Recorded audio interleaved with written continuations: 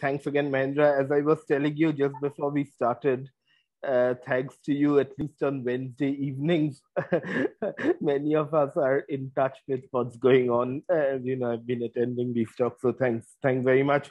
For doing this as a public service, and of course B for inviting me to give this talk. So I know that most of you sort of are working on because I see some of the names that I know from your papers, etc., are working on turbulence, real viscous turbulence, etc. Also thermal stuff. So here the thermal will not be the same kind of convection problems that some of you have been looking at. So I thought I'll just move a little away from turbulence, not a lot. You will see that eventually I'll come back to the equations, or at least some versions of the equations that we like and love.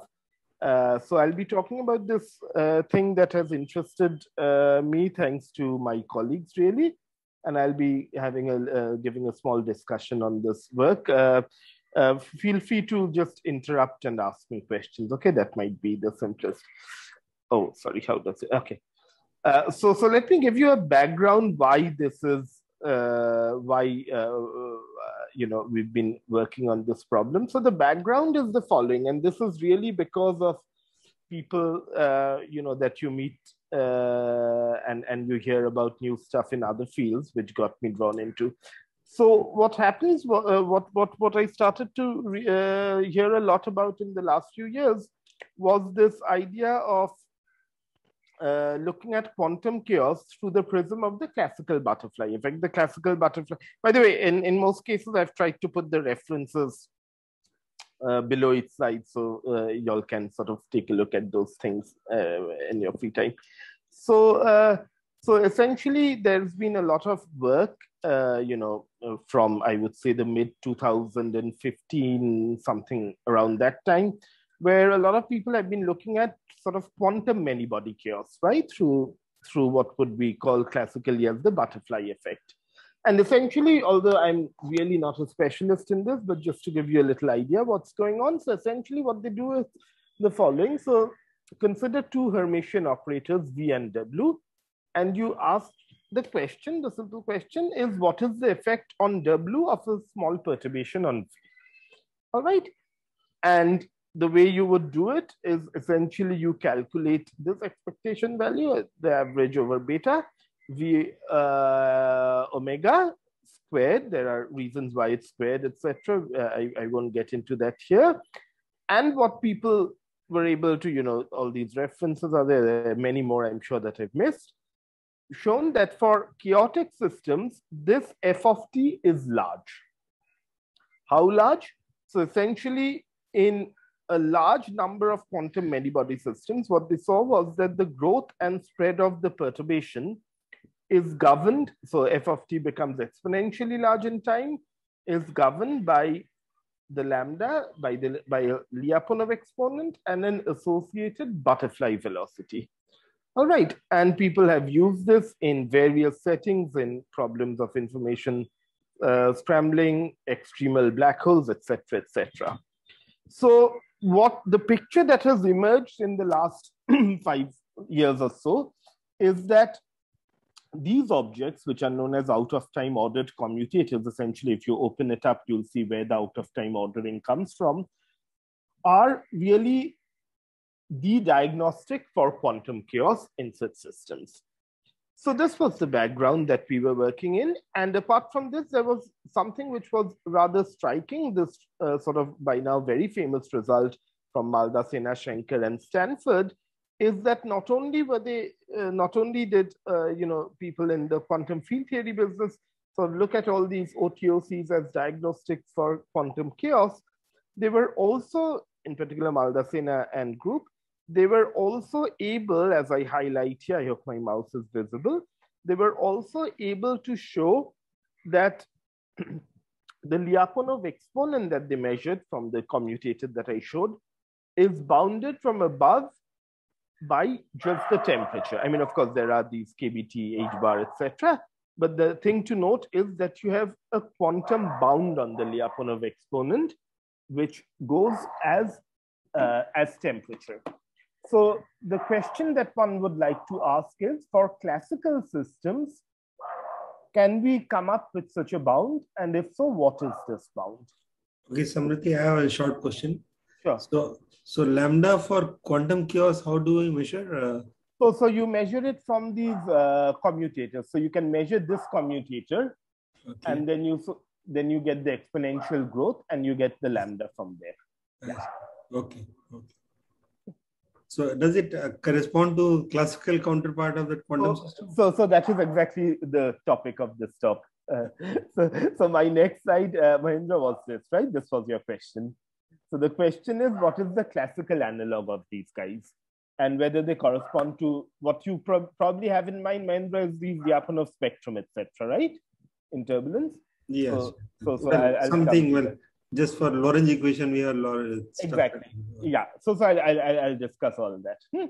But before that, as a diagnostic, what I would like to generalize these ideas to its classical counterpart.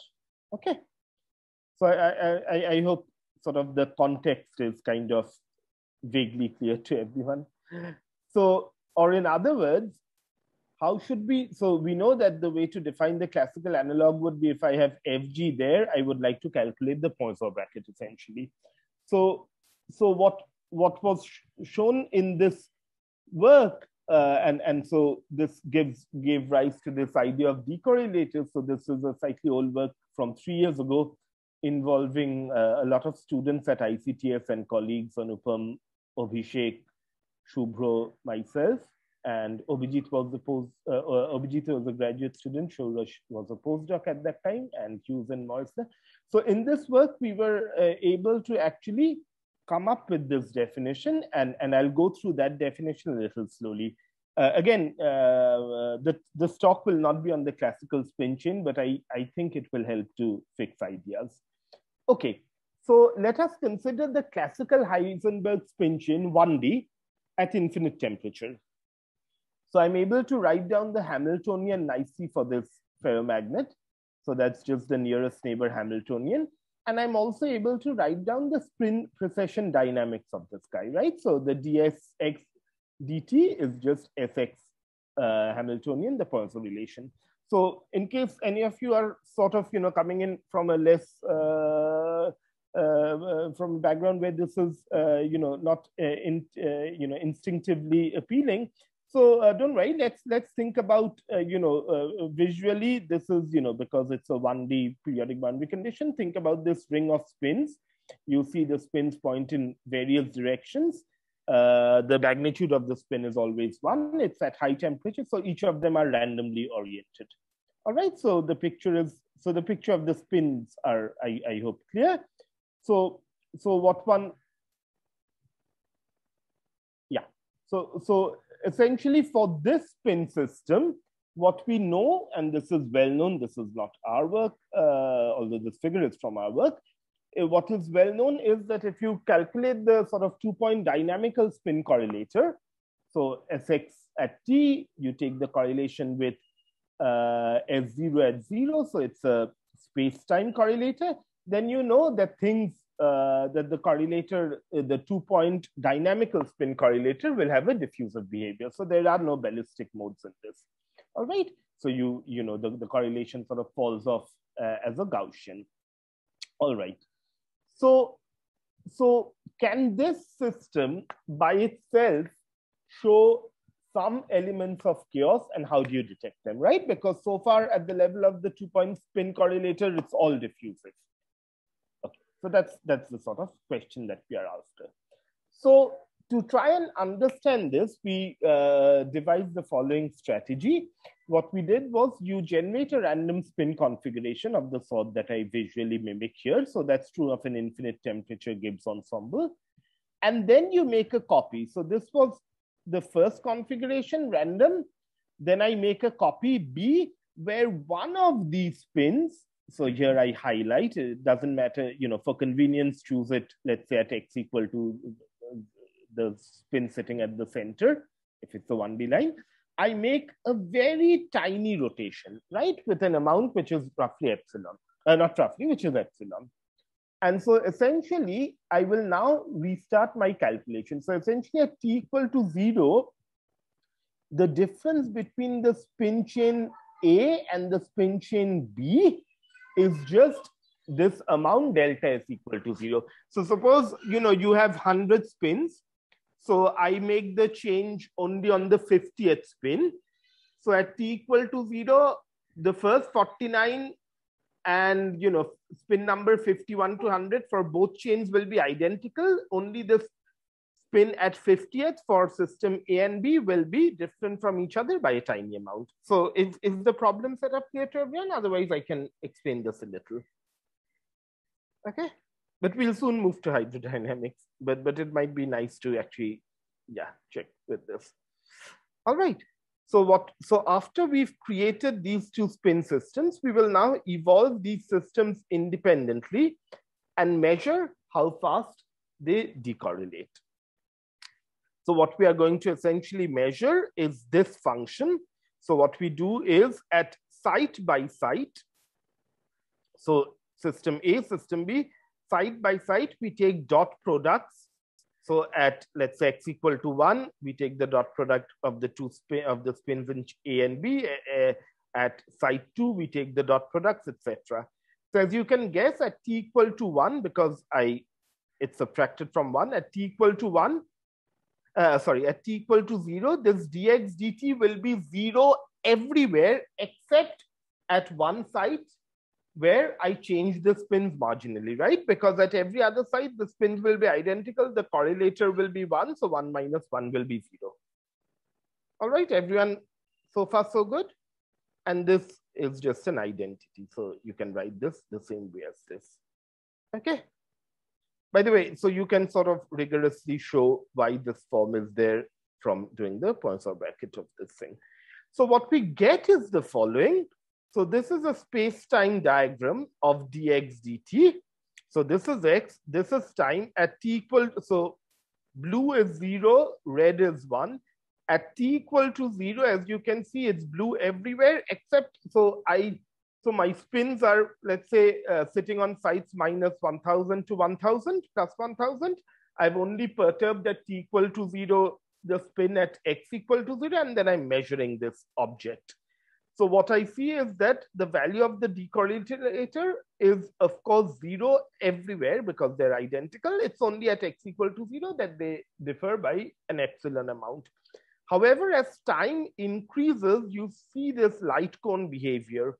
Because of the coupling between nearest neighbors, the knowledge that there was a perturbation at t equal to 0 at some site has started spreading.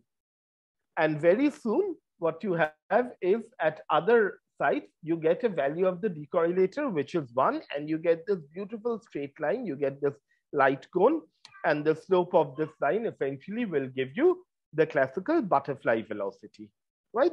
So essentially the slope will tell you how fast the perturbation is spreading. And if you take any cut along time, so given a site, you will figure out how fast the perturbation is growing. All right. So, but I think so it is, the perturbation is growing linearly right now here. Is that correct, or exponentially? No, how do you? It will grow exponentially. The next slide will show you how it's growing in time. So and moreover, sorry? But system is getting ordered. There's from disorder to order. You're going towards that. Why? These are both spin chains are at infinite temperatures, right? Okay. So they are all random. All the spins are random, right? This is the infinite temperature Heisenberg model. So only the difference between the two systems is growing. Is growing because of the initial perturbation.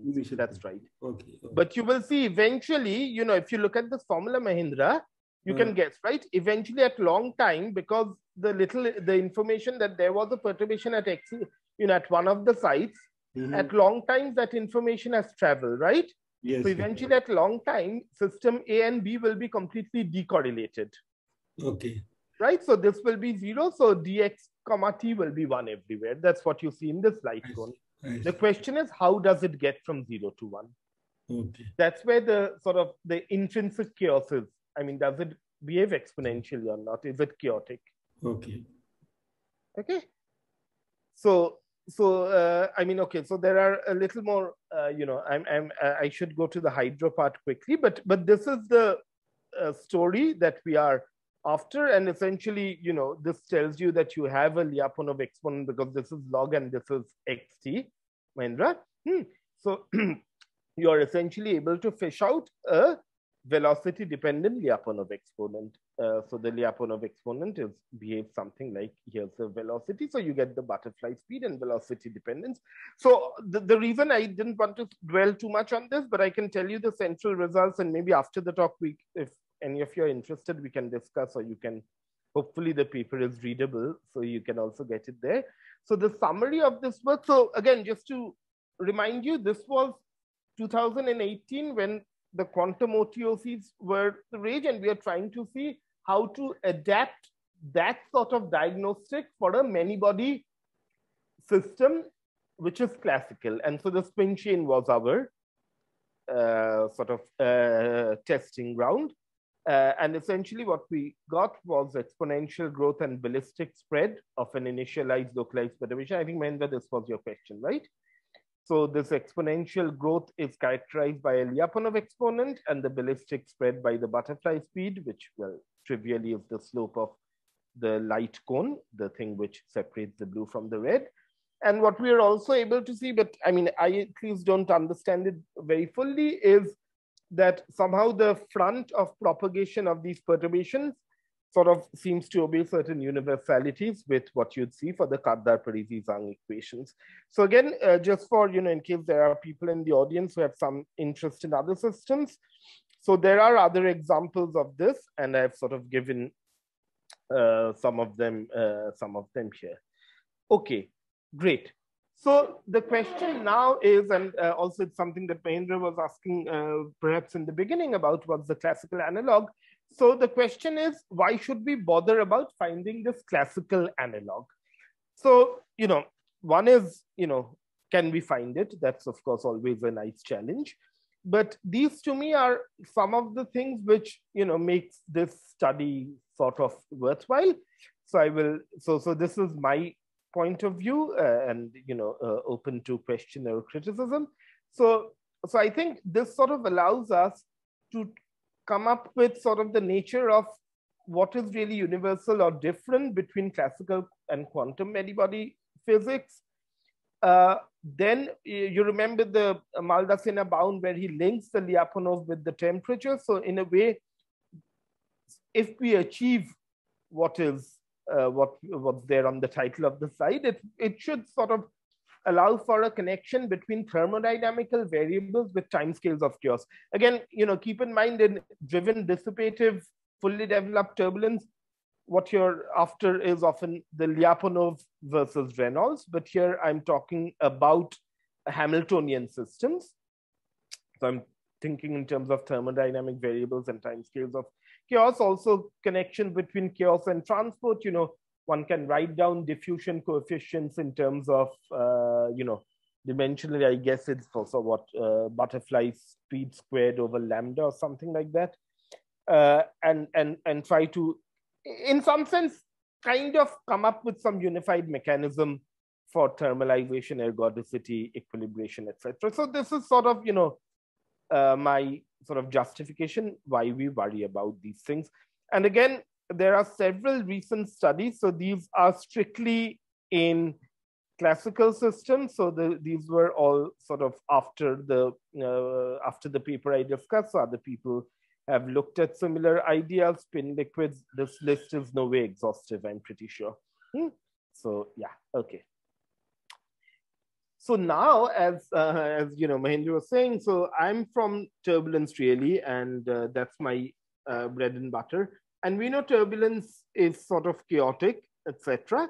So the question, but I'm comfortable with those equations. So the question now, and this will be the bulk of the talk, is can I adapt the ideas that we discussed right now within the framework of equations of hydrodynamics? As you can see, I'm very careful about not mentioning Euler or Navier-Stokes right now. You'll see why that is the case, okay?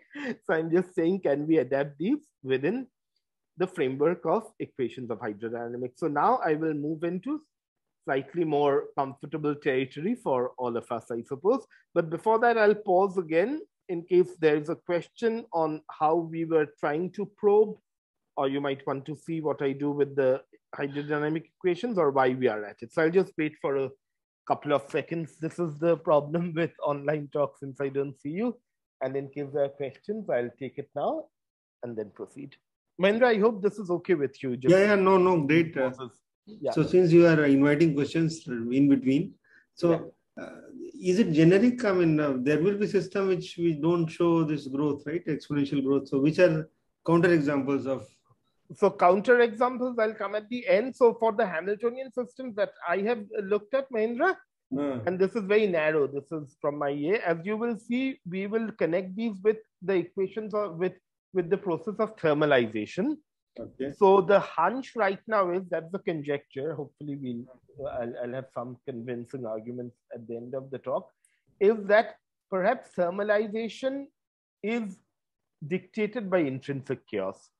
And that's why ergodicity, the pillars of StatMech kind of stand. But that's a strong statement to make, right? But that's what I think a lot of people are after in this field. So what we try to do in this work is to provide one example, not a counter example, I'm afraid. Where you can turn on your video if you like. Oh, yeah, I can, but I was just worried about bandwidth. That's all. No, I think we're okay. No, mine, not campus. No, okay, fine, fair enough. Whatever you choose, yeah. So maybe at the full question thing, I'll turn it on for sure. Sure. Maybe just at the slide level, I'll just. Sure. Unless it really appears like a voice of a ghost, but then. No, you're doing fine. Great. Sorry about this. Yeah. So if there are no questions, probably I'll move on. Mahendra, what do you think? If any of yes, please. Yes. But y'all can always ask, huh? Just Okay, so Mahendra, what is the temptation? So this is sort of the counter to your counter example question, right? So right now I'm trying to find the right model, not the counter example, right? So what's the temptation? The temptation is put all these ideas to test in the most natural and well-known example of chaotic systems, that's turbulent flows. All right. I think in this audience, no one will shoot me when I say it's the most natural and well-known example, right? I'm sure other people will have other examples, but for us, it's turbulence. Now, what is the problem?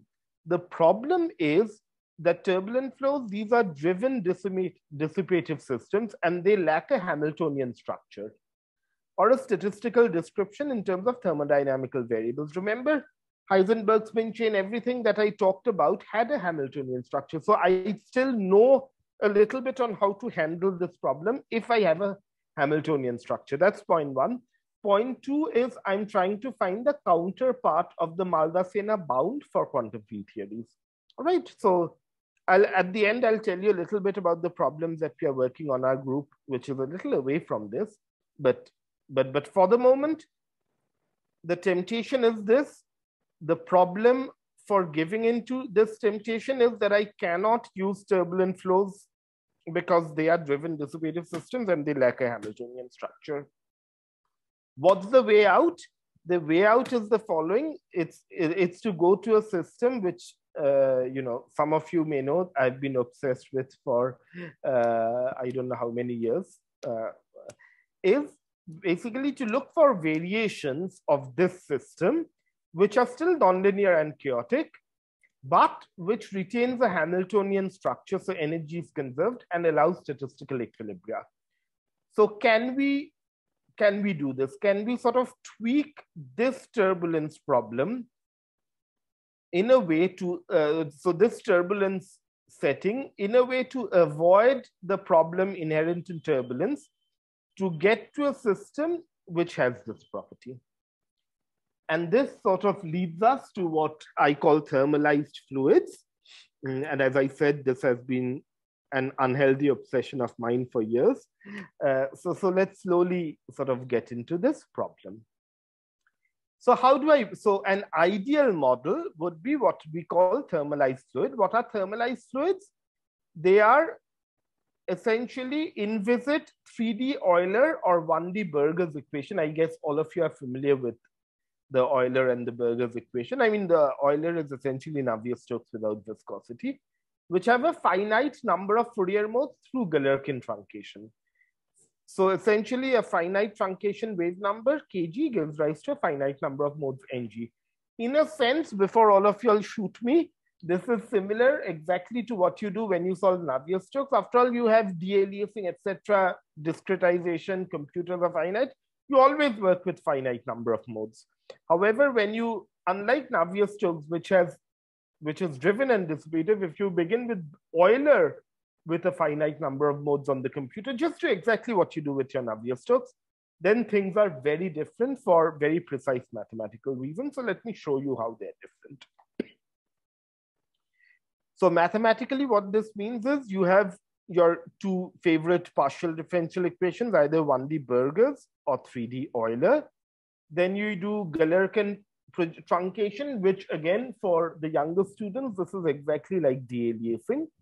So you set a finite wave number kg, like your aliasing wave number. You work in the space of periodic functions. So essentially, yes, is someone asking me something? No, I don't think so. No, okay, sorry. Okay, so essentially you can expand your velocity in the space of periodic functions in a Fourier series. So you use a projection. So you make this Fourier series finite so that all wave numbers are less than equal to a finite large wave number. And with that definition of a projection, you essentially come up with, I mean, this is much simpler than what it sounds like or reads. I've just made it sort of, for if any of you are mathematically inclined, I've just tried to be mathematically precise, that's all. So essentially the 1D Burgers becomes like this. All this operator does is to take this PD and make sure it lives in a finite dimensional Fourier space spanned by kg. It does the same to the Euler equations. So when you do this, essentially, because of reasons that I'm not going to get into, because that's a talk by itself, essentially what you get at are chaotic but thermalized solutions within a finite time. So these solutions have statistical equilibria, they have energy equipartition, so energy is conserved. There's equipartition of energy, you know, what you would do for your StatMech class. So there is equipartition of energy. There's a Gibbs distribution, and hence there's a strict notion of temperature. So again, just to flash other people, well, mainly self-evident, of course, but these sort of thermalized fluids were, you know, it goes back to Crichton actually, but have been studied by Andrew Maeda, our group. Then also there are a lot of people, including Mahendra's also, but from a slightly different perspective, from the Boltzmann equation, etc., has been interested in this problem. Okay. Okay, I will make one comment. Yeah, sure. So Euler equation has temperature 0, or rather, actually not temperature, right? Because there is no entropy change. No. Mahendra, I'll show you how to define temperature in Euler, but finite dimensional Euler. This is not the PDE. The PDE has weak solution. So there you are right. There's no notion of temperature. Okay. But so what is the temperature for you in this? I will show you. Okay. But I will work with this set of equations. It breaks for example, in Burgers, it breaks the integrability. So as you know, this equation in Burgers is non-chaotic, right? It's an integrable system. This is a non-integrable system and it's chaotic. The invariances change once you make it finite dimensional. So this system does not have a nice definition of temperature because it will not thermalize. This system, the one that I'm going to work with the finite kg, will thermalize, will have equipartition. And hence, as I will show you, you can define a temperature. Okay, so I understand. So Euler, but in real systems, real Euler is not there anymore. But in real systems, even if you say viscosity is 0, there will be some truncation, no? In yeah, but it depends how you're doing it. It depends. The Galerkin truncation, it's sort of, I mean, essentially when you write So you see, if you look at the nonlinear term here, so essentially you are not allowing any interaction between modes beyond kg, or between a mode kg plus 1 and kg minus 1. So it's sort of precise, which is why energy is explicitly conserved in these systems. In Euler Mahindra, you cannot show energy is conserved, right? You have weak solutions. Okay, so let's discuss it at the end. I don't want to interrupt you. So which is why I said I've had this unhealthy obsession with this system for years now. Oh, please go on. Really weird. Okay. All right. So essentially, so this is what I'm doing. Okay. Sorry, Mahendra. Give me a second. I have to figure out how to. So on the left, I'll repeat this slide. Okay. But first, look at the 1D Burgers problem. I'll pause the Euler. Let's look at the 1D Burgers, the inviscid equation. So the solution in red is Galerkin truncated. The solution is in blue is the solution of the full PDE. All right.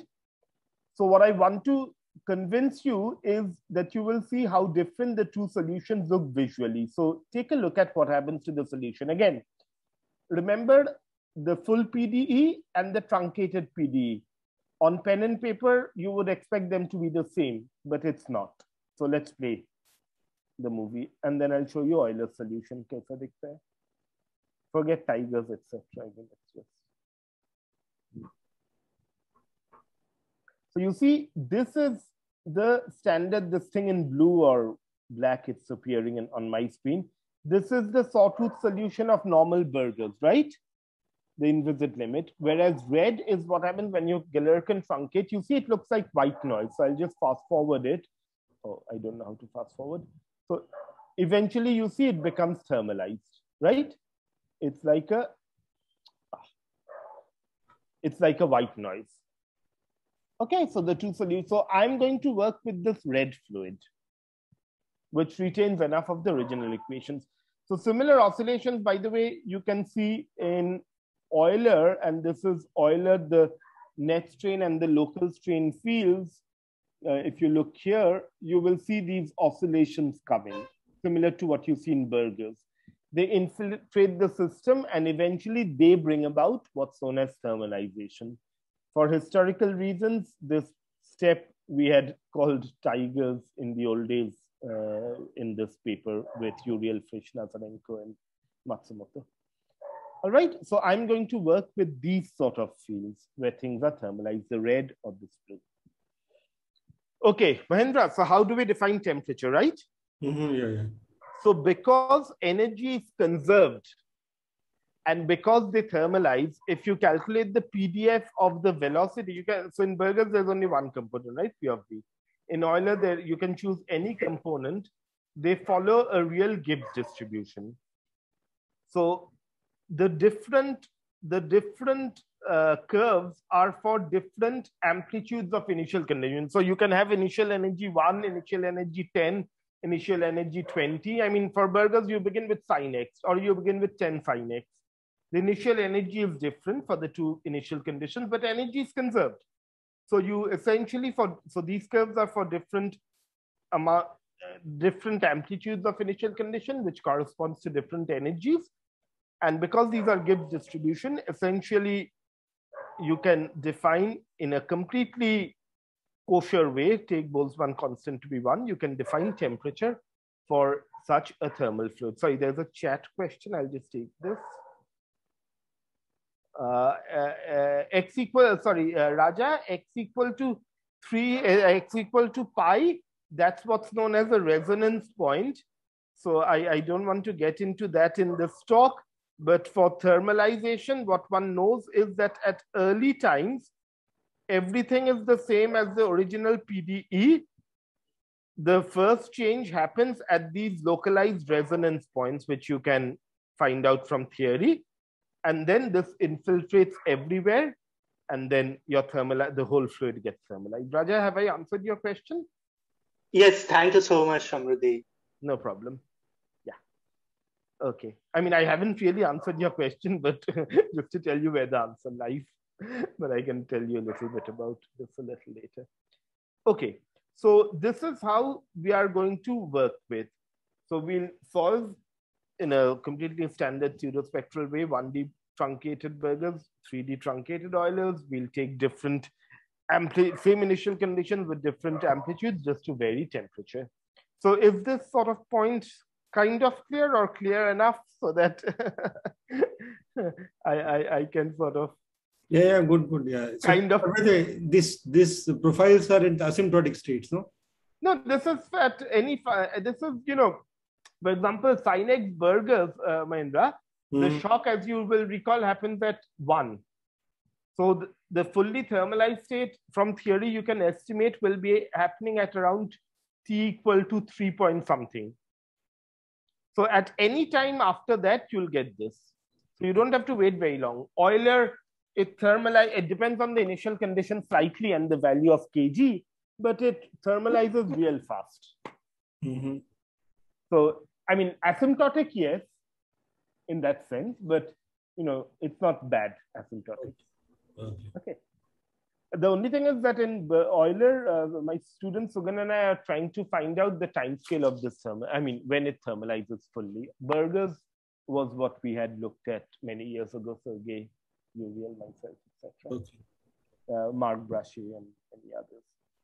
I mean, again, I want to be kind of sort of honest and acknowledge at least the ones that I know who have looked at. I mean, Krustolovich, Brashe from a different perspective. Same with Marifaj, same with Mahendra Verma. But they have also tried to look at these questions. But Hoff, Lee, and these, our papers are more in this approach. Okay, great. And again, just to conclude the story, so essentially, you have kinetic energy equipartition. So for example, if you look at 3D Euler, this is as a function of time. Time is growing in this way. This is from our simulations. I'll show you this. This is from this paper in 2005. Essentially, unlike k minus 5/3, what you'd get in Navier-Stokes, you get here as a transient. I mean, some of you know this subject better than I do. But if you wait long enough, you will essentially just get k-squared spectrum. That's because of equipartition, right? In 3D, if you distribute kinetic energy equally in all Fourier modes, you get k-squared. In burgers, if you do it across all Fourier modes, you get k. However, if you were to solve the full PDE, which in burgers is the only system where I can do it, this blue curve, then you get a beautiful k minus 2, which comes from the shock. Okay, so this is my fluid. So now I will understand the question that we began with in this system. This is my laboratory experiment. This is everything. I should just tell you that by I, it's really these two wonderful students, Sugan Murugan, who's doing his PhD with me. Dheeraj was a visiting student of mine for over a year. He's now moved to Paris for his PhD in the group of Van den Broek, who earlier used to do turbulence, but now does glassy physics. I mean, some of the older people might remember Damien Van den Broek's work in Israel. And my colleague Shubhra Bhattacharjee, he's the one who sort of, you know, does all these OTOCs for a living. So everything was taught by Shubhra to us, and all the calculations were by Dheeraj and Sugan. I'm just presenting things. Okay, so this brings us to our actual calculations. So I'll again pause here. If the idea of the system that I'm going to work on is clear to everyone, if there's a clarification, happy to take it. I'll again see if there's a chat question. There isn't, yeah. Okay, so while you all decide if you have a clarification, so you can read up about it. It's just been accepted in FISREV letters, so it should be out soon. The first version was in archive 2 years ago, and then this year, finally, we finished the Euler calculation. So it's been a very long paper from putting it up on archive to actually submitting in a journal by finishing the remaining work, which is also there. So the version 2, please, is what you should read from a few months ago. Okay, very good. So what are we going to do? So let me explain things for burgers, because that's the simplest. It's 1D. So we take numerically what we do is we solve the burgers equation spectral method. We solve it for some amount of time till it thermalizes. We get statistical equilibria. So the velocities have these Gibbsian distribution, whatever be the amplitude of initial condition, which is shown here. So we get a thermalized fluid, which I call V thermal.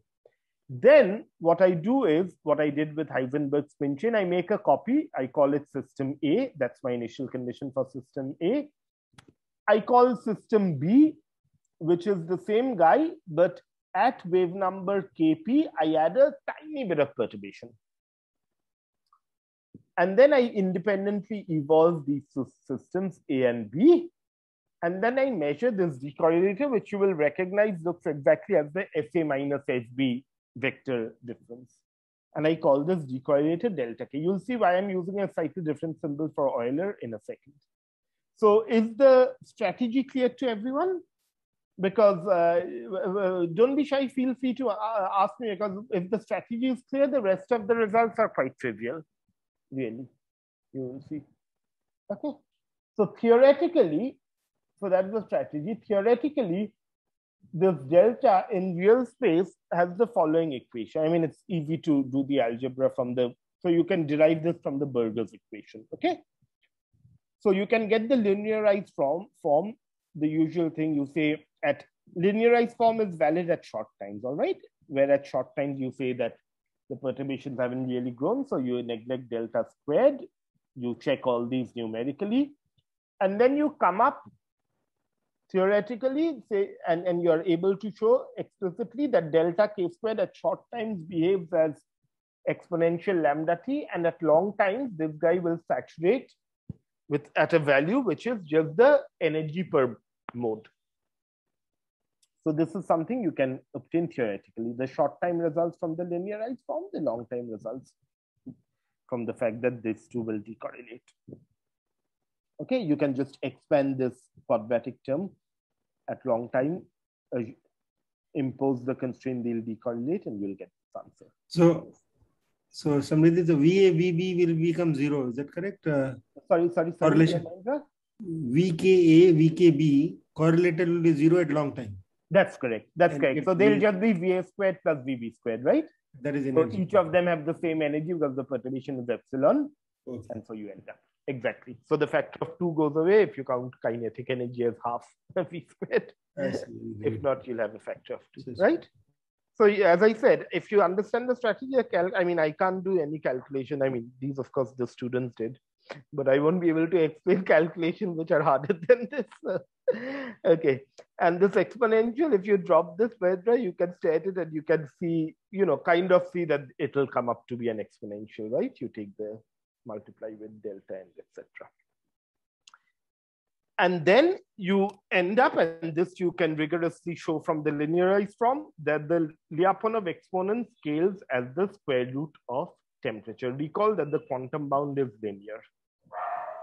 This is a theoretical result one obtained for Burgers. So the classical system, at least if this is a good model for it, and I'll comment on other models, has a square root temperature behavior. It's already different from the linear in temperature. Okay. So what about, why would you trust me? So let's say if you trust that I did the calculations correctly, then here is a plot of everything. The DNS results for at some wave number. Okay, so I'm trying to, yeah. So these are for different wave numbers. So you see at a given time, different wave numbers, the perturbations have reached a different time. So that's where they're shifted. So if you just do the linearized theory, it will always go up with this. So this is semi-log clock with this exponential growth. That's because the linearized theory will not allow for saturations, right? And it's not going to be valid when delta becomes large anyways. So when delta becomes large, we did two things. We solved the full DNS. So for, we did this. We also, sorry, I'm using my hand, sorry. We solved this I call DNS. This is numerics of the linearized equation where I use numerics to solve this equation. I can't do this by hand because of this non-linearity. And then the linearized form I do to get analytical estimates. So all of them are there. And you see that everything agrees nicely. There's this exponential growth, lambda, followed by a saturation. You see all wave numbers this delta K, whatever wave number I measure, they all saturate to this E over NG thing. And I'll show you a plot of lambda versus temperature later. Okay, so that's the Berger story. What about the Euler story, which is infinitely more harder? So again, I play the same game. I solve Galerkin truncated Euler. I wait till it thermalizes so that for different strengths of initial conditions and hence energy, I have different Gibbsian distributions corresponding to different temperature. Now I have a velocity vector V thermal. I play the same game, except I now do it in real space. I'll tell you why. It's just easier. I can tell you now. The analysis is easier for Euler in real space for some strange reason. So I make a copy. I add a perturbation. The perturbation, I remember to add it as the curl of a vector because I need to preserve divergence V equal to 0. So at some position, the middle of my cube, I add a small perturbation with strength epsilon 0. AI will set my temperature, if you remember. Sorry, AI, in this case, it's the vector whose curl I'm taking for divergences. And it falls off exponentially from the middle of the box. So the perturbation is really localized around a very tiny region, R0. I independently evolve systems A and B, and I'm going to measure, like I did with Heisenberg spin chain, I'm eventually going to measure delta U at point by point at every time, the difference of velocity of the two systems A and B. Again, you'll see that at very short times, suppose I measure it at grid point 10, and it's a 512 cube grid. So the perturbation is at grid point 256, 256, 256, and it's really localized just around a few grid points. So at, let's say, grid point 10, 10, 10, at early times, this will be 0. The two velocities will, you would expect, be basically the same. Although pressure in Euler leads to non-decayally. So here's, oh, I forgot I had a video of, so I'm calculating this, I'm making a plot of delta U in an XY cut. So if there's a tiny white speck just in the middle of this domain, that's where the initial perturbation was introduced of some strength. At time, you'll see how it's growing. There's a lot of nice fine detail about how this perturbation grows in a self-similar way, but I don't think I'll discuss that. So eventually at large time, delta U becomes large. The two velocities of the two systems are decorrelated. So I'll play this again. It really is like a piece of glass shattering, right? The way it grows, it's like a fracture. Okay, great. So from that delta U, I will then do, assuming isotropy, I will calculate this correlator phi t. Essentially, I just integrate over circles of radius r. Okay, just to make it a scalar function. Or I can, if I just want to look at the growth in time, I can even integrate over r and just get delta U. So these are my two correlators, small phi, capital phi.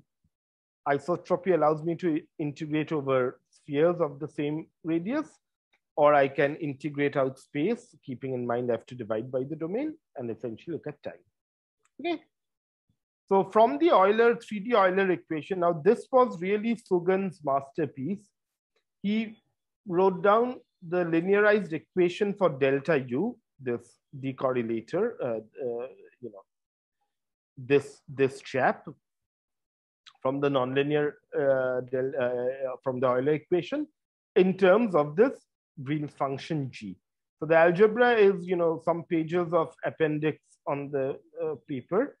And from here, after a lot of algebra and the assumptions, very little assumptions, we were very surprised. One was able to write down the equation of motion of phi in terms of the familiar strain rate tensor of this thermalized field of either V0A or V0B, you don't care which one. They are sandwiched between delta U and UIN. So now what we are able to do is we can diagonalize and solve this equation for phi in the basis of the eigenvectors of the strain rate matrix. This is something quite common, which is also done in turbulence, right? I mean, some of you know this game. So what we saw, and this is purely, this part was a numerical inside the one in black. What we saw was, of the three eigendirections, and I'll give you proof of this. I hope it's in my slides, or it's certainly there in the paper, that perturbations aligned with the compressional directions. So what you see is you can write down del T phi, this chap, as lambda 1 plus lambda 2 plus lambda 3, right? The three eigendirections. What we found was that it really aligns with the compressional direction, which you remember carries a negative sign. So lambda c is negative. So what that means is, essentially, because this whole thing will be a positive number, you can easily see delta phi is proportional to a positive number times phi. So phi grows exponentially at short times with lambda, exponential lambda t. It just comes from this bunch of equations. Like the burgers, the long time limit, you get it separately, and you can calculate the statistics of this strain rate tensor. I mean, it's just tedious algebra, but it can be done absolutely analytically, and you find out that lambda is exactly the burgers result. So 1D, 3D doesn't matter. Compressibility, incompressibility doesn't matter. You play the game in Fourier space, real space doesn't matter. You come up with the same lambda ng square root t bound. So here I'm just showing you the numerical results. So this is phi RT. The dashed lines are from linearized theory. As you can see, they will never bend. They will not show the saturation of E over Ng, whereas the DNS actually saturates. This is now you can take these bunch of curves, as I said, for different R's. You can integrate over R. You can get a cleaner phi t, for which the theory exists much better. The theory is all for phi t. And you again see this beautiful exponential behavior. And so this is the message, the classical bound of the Lyapunov exponent, if I can sound very pompous. For clarity, we haven't put in all the data. This is a combined graph where all 3D, 1D Euler equations are there. As you saw, the Lyapunov reduces just to the temperature and degrees of freedom. So I don't have to shift data for Euler or Burgers. So there were many other simulations whose data we are not showing just because people complained this graph was getting cluttered. So I'm plotting lambda over Ng, so that nothing is shifted with Ng. So lambda over Ng from theory should be just proportional to square root t. Log plot, the black line is square root t, and you see a beautiful bunching of curves from all the systems. Very good. So the question really is, if you're coming from a stat physics background, this is all very well, but this Lyapunov should somehow be connected with the autocorrelation time, because if I'm saying that things equilibrate, things thermalize with a time scale of lambda, then that same time scale should appear in the way things forget, where memory is lost.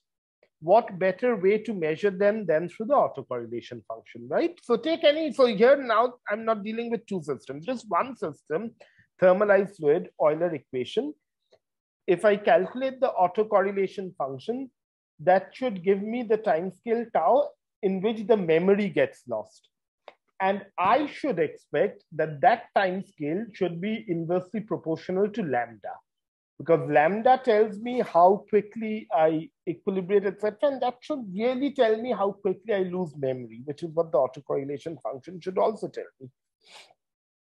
So we calculated the autocorrelation function in our Euler equation. So I just wanted to show you that when things are not fully thermalized, so you haven't gone up to very long times, then, black is the theoretical curve for this autocorrelation function, which Sugan was able to calculate for a thermalized fluid. The red, you'll see that all the scales have not thermalized, so it doesn't go to zero. So this you can think about in a loose way as the permanence of large eddies when you haven't fully thermalized, so there is finite correlation remaining. If you calculate it after things have really thermalized, then you'll see that the autocorrelation function goes to zero exactly with a theoretical curve, which is in black. So The autocorrelation function, theoretically, we expect it to have a Gaussian with tau time. So you see here we calculate for a fixed n or a fixed t, just to make matters simple for us. So we have plotted in red the inverse correlation time, the 1 over tau, which comes from the C of t, and the Lyapunov exponent. I could have plotted it the other way. And you see a very good agreement between these two. Again, just to drive home the point that the intrinsic loss of memory given by the autocorrelation function is what is driving two systems to also decorrelate. And hence, all ideas of statistical physics, ergodicity, thermalization, equilibration, all of them, would follow from such stuff. So I'll just end with a little perspective and just a footnote. So there is now ongoing work. So we have put our teeth into this, as it were. So now we are looking with Sugan, looking at spin systems with long-range interactions, the semi-classical limit, Gross-Pitaevsky with Vishwanath Shukla, whom some of you know. And now we are starting to develop ideas, just testing our grounds of what happens when you actually try to adapt these ideas to systems which are dissipative, which doesn't have a Hamiltonian structure. So turbulence, Navier-Stokes. So I should tell you something which might interest you. You see, the theory that we did, with some modifications, we are able to write down similar equations for Navier-Stokes. The simulations are ongoing. And this is really preliminary data results, theoretical, and so it might be completely wrong. So don't quote me if someone asks you what's the answer in turbulence, because I might be wrong. So what we find is that we are able to show rigorously that Lyapunov scales as square root of Reynolds number, which is the Kolmogorov mean field theory calculation. So we are excited about this. So Sugan really working on this. And now, I've started moving into this active turbulence business. So we are looking at some of these studies. Shell models, I must say, there is difficulty. So Shubhra Bhattacharya is nearly guiding us in most of these, because he's really the boss of this thing, my colleague. So I'll leave with an epilogue, which is, we talked about thermalization. So there was recently also work with Sugan, Uriel, Sergey, so the old gang of thermalization, where we showed in the burgers how you can prevent thermalization in numerics, not through entropy solutions, not through viscosity, taking small numerical viscosities, etc., but really in a mathematically precise way, and obtain weak dissipative solutions, which is what people are after. And if people are interested, I'm happy to talk about this at some point, but I should stop here, because it's something which, because I was so embarrassed that there is not much turbulence in this talk, Mahindra, I thought at least at the end I should try to bring it back to weak solutions of Euler. And so this is kind of work which allows us to numerically do it. Okay, thank you very much for your time, attention, and patience. Thank you. Okay, thanks, Samriddhi. It was excellent. I think there was, there was enough turbulence, and if hopefully there was no turbulence, it was very exciting. Yeah, and hopefully it was clear. It wasn't very excellent. No, I liked it. I guess everybody else liked it. I just tried to. Just so that you'll just at the level of operationally how it's done, I just wanted to. Yeah, and excellent. So we should look at the paper and maybe invite you again a bit later. So great. Thanks again.